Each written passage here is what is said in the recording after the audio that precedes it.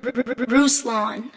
Joe Rogan recently sat down with a scientist who is a theist, who is a Christian. They talked about all sorts of fascinating topics. And in this clip, they talk about the beginning of the universe. Did the universe have a beginning? And this is a fascinating clip. We're going to juxtapose this with another clip and kind of a scientific fallacy that if you really get down to the brass of people who are not theists, but they need you to concede this one point in order for anything else to make sense. So let's jump into this clip. Go ahead and play this. This is an intelligent design expert on the Big Bang and James Webb Telescope. This is with, I think, Stephen Meyer. Yet a third proof, though, of a beginning. Three physicists, Bohr, Guth, and Alexander Vilenkin. And it's not based on general relativity. It's not based on ideas of what gravity was like in the early universe, but based on ideas of special relativity. It's a little tricky to explain easily, but basically they show that there is, again, a limiting case. Pause it real quick. The reason why the universe needing a beginning is important is because there's an additional theory we'll look at. And so he's talking about if the universe has a beginning, that means there was something that pushed the universe in order. And so there's been some discussion about this. And so if the universe has a beginning, that means that somebody made that beginning, and time having a beginning pushes that forward. Okay. So and therefore a definite beginning to time. And therefore all of this proves an intelligent designer. That's what I'm saying. It does not have the same loophole that the singularity theorems of Hawking and Penrose. So what I've said in what I argue in the book is that a body of evidence from observational astronomy, a strong indicator from theoretical physics, namely the singularity theorems of Hawking et al., and then a very compelling proof from Bohr, Guth, and Vilenkin all point to the same conclusion, that as best we can tell, the universe had a beginning. Read any Terence McKenna? I haven't. Terence McKenna had a very funny thing that he said about science. Watch this. He said, science wants you to believe that it's all about measurement and reason if you allow them one miracle.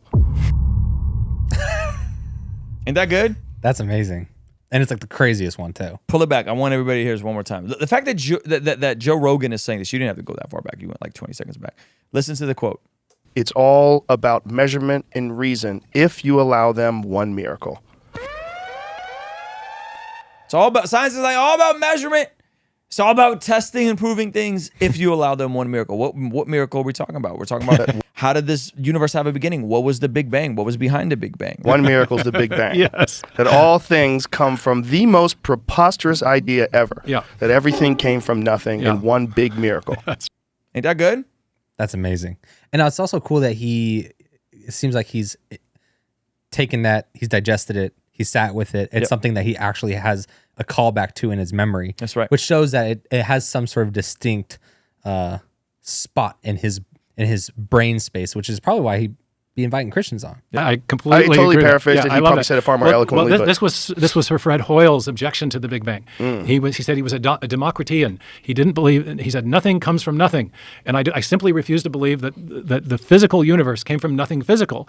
And moreover, he said it smacks of the Genesis account, which he detested, and so he rejected the Big Bang and formulated this steady state model that was later, I think, decisively refuted by the discovery of the cosmic background radiation.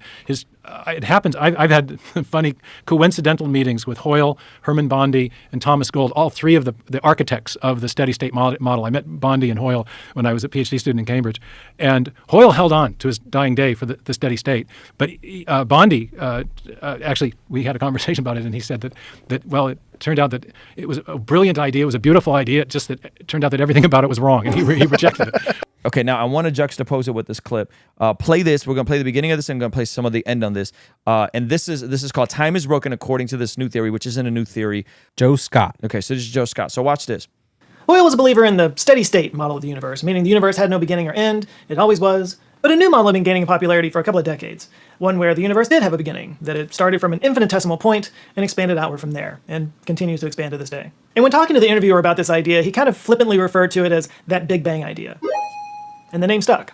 Yes, ironically, the Big Bang was named by somebody who doesn't believe in the Big Bang. That's funny. That's funny. That's Ain't that good? Yeah. Now watch this. That's like Christians creating science and now not believing in science. Yep. Now watch this. Watch who actually came. They didn't coin the phrase Big Bang, but actually came up with the idea. Watch this. It's crazy.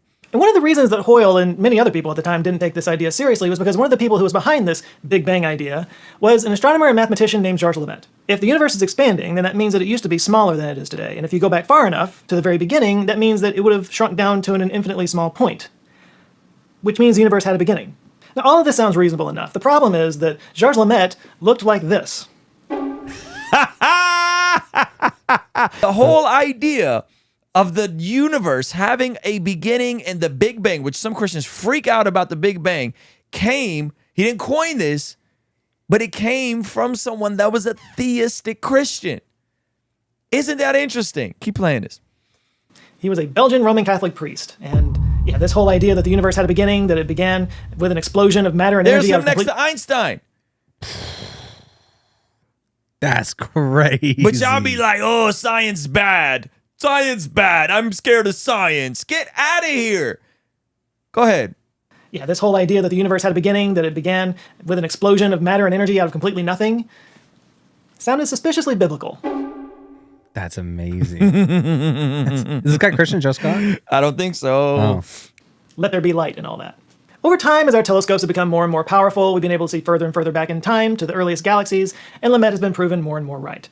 But actually, the general acceptance of the Big Bang Theory is shockingly new. It wasn't really until the 80s that it was really and truly embraced by scientists. Their explanation is to say that basically from time to time in this infinite expanse of space-time, random fluctuations in energy could sort of merge into an explosion of energy and matter, kind of like a rogue wave in the ocean. Meaning, if you could see for infinity in this vast expanse over infinite space and time, you just see universes bubbling up in this endless ocean of quantum space-time foam. But because of the speed of light, none of them would be able to reach any others, and none of us would ever know that any of these other universes were there.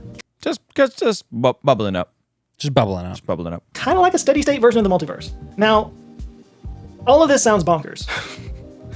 But I mean, every theory about the beginning of the universe sounds bonkers. Like, this isn't the first theory that I've heard talk about the idea of quantum space-time foam bubbling up universes. The Big Bang is explained as a breakaway piece of quantum membrane that breaks off and smacks into another quantum membrane like a wet towel. That's how they explain it, like it's a wet towel hitting another universe in the face. Seriously.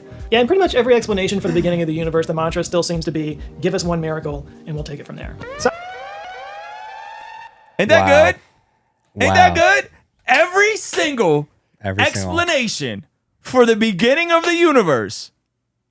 Give us one miracle, and we got you from here. And pull back Joe Rogan's clip. And what did Joe Rogan say? Science wants you to believe that it's all about measurement and reason if you allow them one miracle. I rest my case, ladies and gentlemen. I feel like you want to take like a big bow. Oh. You want to. It's like the Greatest Showman. Yeah. You want to. Yeah. I be geeking out over this stuff. I'm not super like technically versed on all this, but I be geeking out because I'm like, yo, it's all there. It's all right there. I know what that means. It's all right there. I know what miracle means.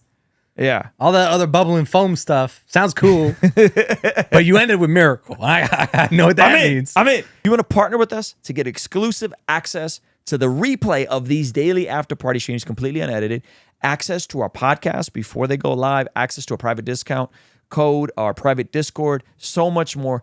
Keep us independent, only answering to you so we never have to take a brand deal and make goofy commercials like this.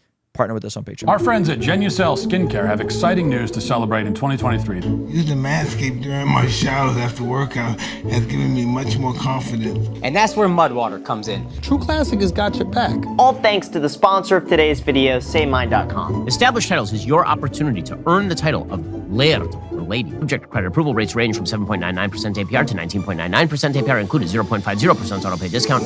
If you don't want us to make ads with brands you don't care about, sign up for our online community for as little as $5 a month to keep us independent and ultimately answering to you as our boss. You get all sorts of benefits like daily replays of our after party streams, exclusive access to our Discord community, and early access to our podcast interviews, all starting for only $5 a month.